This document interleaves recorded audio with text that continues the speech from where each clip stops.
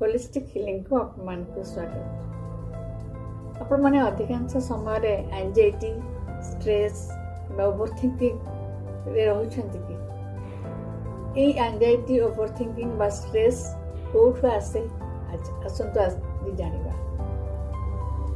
आमे सबले बाहर दुनिया को आमे ऑफिस काम करू, परिवार रो दायित्व भी तुलो, संपर्क भी भल रखि थाउ, किंतु सब काम बाहर को ठीक चलता बेले आम एकांत थिला बेले किछि जिनिस आमको विचलित करे।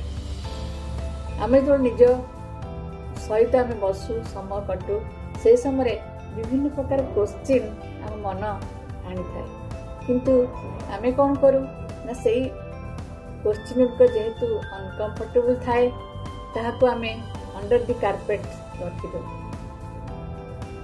यह द्वारा कौन हुए ना आमे भाबू आम पाखु से समस्या चलीगला बा मनर कथा आमे रखिदेलु बा लुचिगला, किंतु प्रकृत में सेटा कौन हुए ना से जो इमोशंस थाए ता आम बॉडी अब्जर्व करे। बॉडी रो प्रत्येक सेल होची गोटे छोट छोट मिनी ब्रेन सदृश। से सब ए जो अनस्पोकन इमोशंस गुड़ाक आमे रखि थाउ, बाहर को प्रकाश करि परनु, बाहर आमे ओते लेयर लेयर भावरे रखि थाउ। आम पाखु से भीतर जिनिस जमी कहीं न जानी पारंतु, आम मन कथा जमी कहीं न शुणी पारंतु, से आम सब प्रोटेक्टेड मोड रे रहू एवं से जो इमोशन गुड़ाक आम चापी रखू से आम मन को भारी करे एवं शरीर को रोगाक्रांत करे।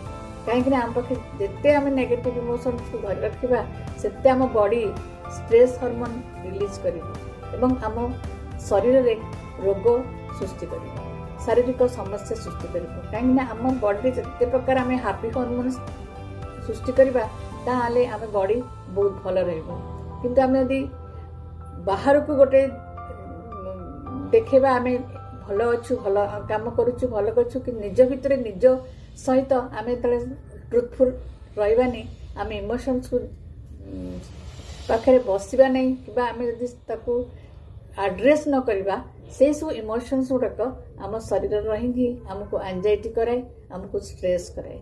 एंजाइटी किसी नुहे, एंजाइटी हूँ आम कौन सिचुएशन बा समस्या को आम हैंडल कर जो स्ट्रैटेजी थाए, कौशल थाए आम जान न था, जहाद्वारा कि आमको एंजाइटी आसे। जदि आम से जहाँ आमको विव्रत करुच्ची ताकू जदि आम से कौशल जापर केमती आम हैंडल कर आमको एंजाइटी हेनी, कहीं आम से स्ट्रगल को ओवरकम कर कैपेबिलिटी आम पाखक आसीज। ये सब जिनिस टूल्स एंड टेक्निक्स गुड़िक आपण मैंने जिते माइंड प्रोग्रामिंग रे पार्टिसिपेट करेंगे से आपण मान क्लारिटी आसो जे ये इमोशंस बा ओवर थिंकिंग, एंजाइटी, ए स्ट्रेस कौटू आसुचु। जदि आपण मैंने इनर क्लारिटी दे आपण सेशंस नवाक चाहते ताले आमको होलिस्टिक हिलिंग को मेसेज करंतु, आमे मतलब आपण मानक ए दिगरे सहायता करि परिबो। जदि मो चैनल को आपण माने शेयर सब्सक्राइब करना ताले सब्सक्राइब कर दियंतु। ए बड़ी यूजफुल टिप्स आपण पाखे पहुंची जिवो।